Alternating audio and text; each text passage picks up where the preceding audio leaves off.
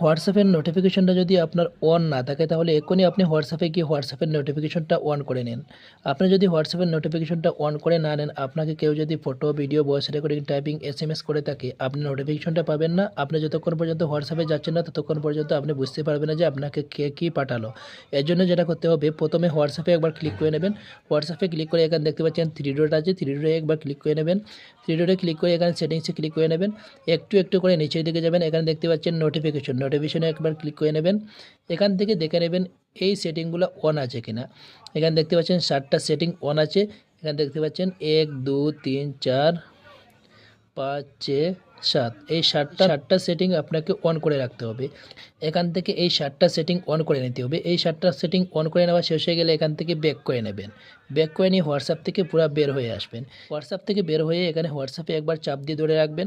চাপ দিয়ে ধরে রেখে এখানে দেখতে পাচ্ছেন অ্যাপ ইনফোতে একবার ক্লিক করে নেবেন। অ্যাপ ইনফোতে ক্লিক করে নেওয়ার সাথে সাথে একটু একটু করে নিচের দিকে যাবেন। এখানে দেখতে পাচ্ছেন অ্যাপ পারমিশনে ক্লিক করে নেবেন। অ্যাপ পারমিশনে ক্লিক করে এখান থেকে দেখে নেবেন নোটিফিকেশন লাইনটা আছে কিনা। যদি এখানে নোটিফিকেশন লাইনটা না থাকে এখান থেকে ব্যাক করে নেবেন। ব্যাক করে নিয়ে এখানে দেখতে পাচ্ছেন নোটিফিকেশনে একবার ক্লিক করে নেবেন।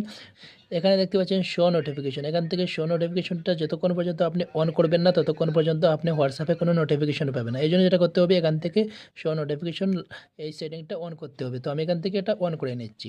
অন করে নেওয়ার সাথে সাথে এখানে দেখতে পাচ্ছেন এখানে যতগুলো সেটিংস রয়েছে সম্পূর্ণ এখান থেকে অন দেখাচ্ছে। এটা কিন্তু আপনি অফ করলে হবে না, এখান থেকে এটা অন করতে হবে। তো ভিডিও ভালো লাগলে ভিডিওতে লাইক, কমেন্ট, শেয়ার করবেন। ঠিক আছে।